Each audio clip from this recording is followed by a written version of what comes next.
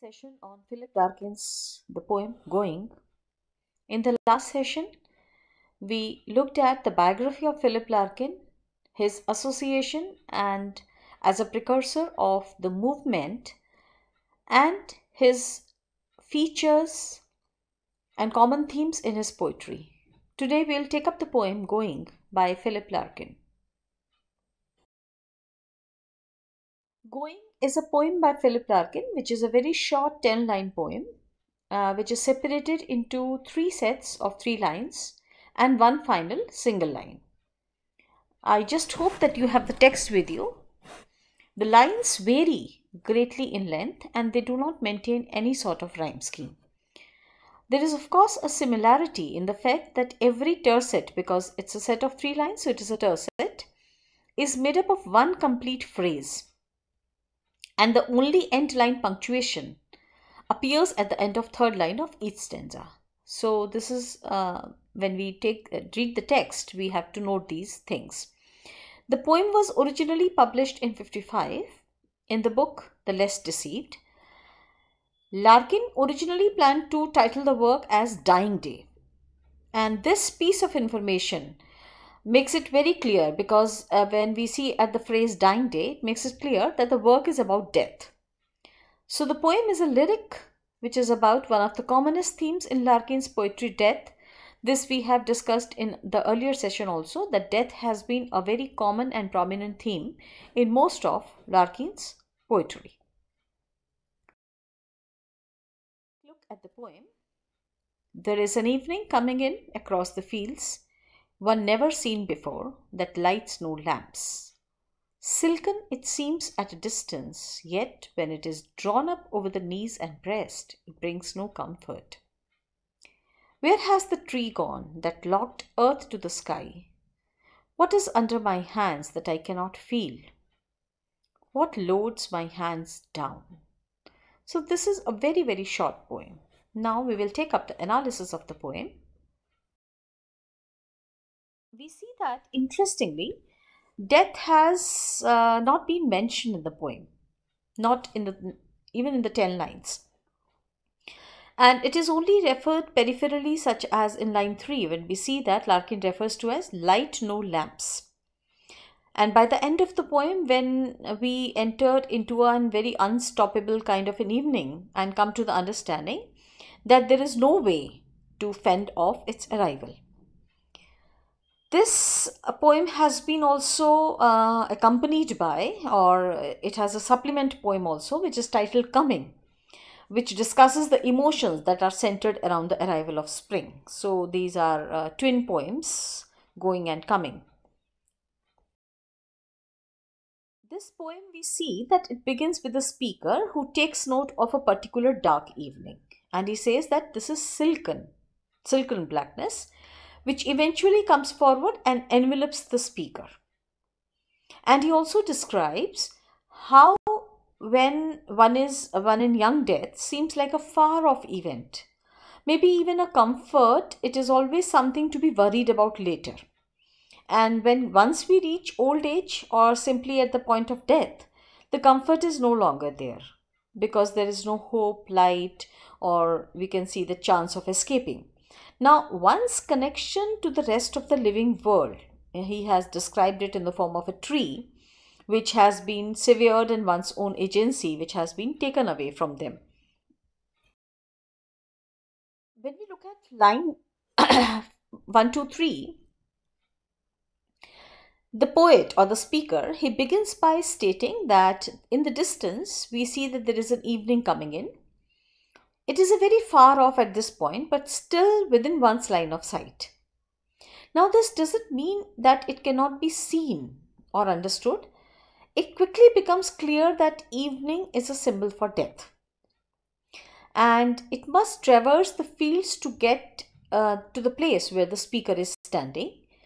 And also we see that there is a distance between them. Perhaps we can see that one will take a long time to navigate, but death cannot be avoided.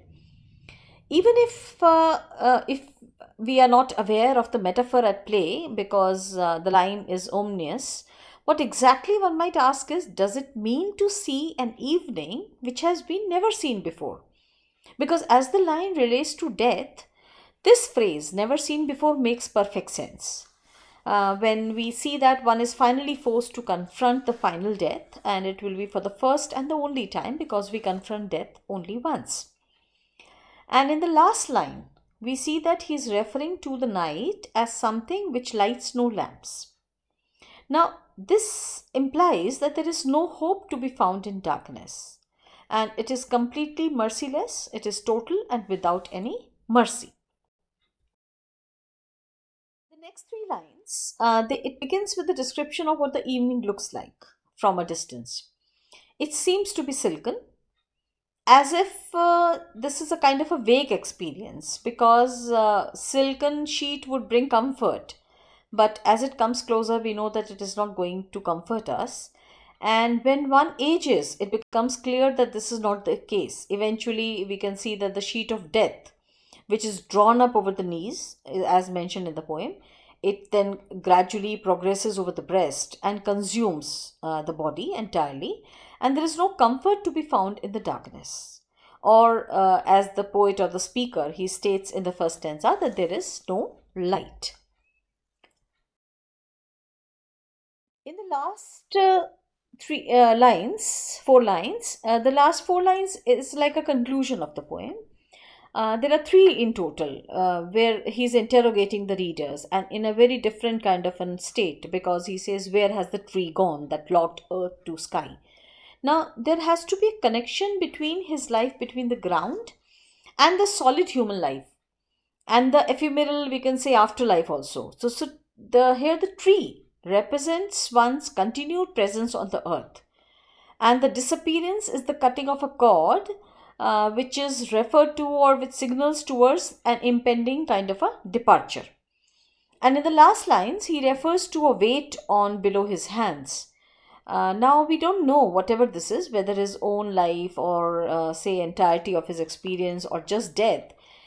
He is not unable to move himself, and his hands, which seem to be the extension of his own. Now here is a psychological meaning, because hands seem to be an extension of his own consciousness, which become completely paralyzed because he is not able to lift his hands. So as a reader, when we read this, we should take a note of the fact that this poem particularly ends with a single line, because it is the only stand-alone line in the poem. It's this one line, meaning that even greater amount of attention has to be paid to it, because what loads my hands down? The hands, he is not able to lift his hand. What is it that is loading and putting a pressure on his hands, which seems to be paralyzed? So hands, metaphorically or symbolically, it stands for the consciousness of the poet or the writer, who seems to collapse completely under the impression of death. We see that the poem is unrhymed, and death has been mentioned without even mention of the name death, the word death.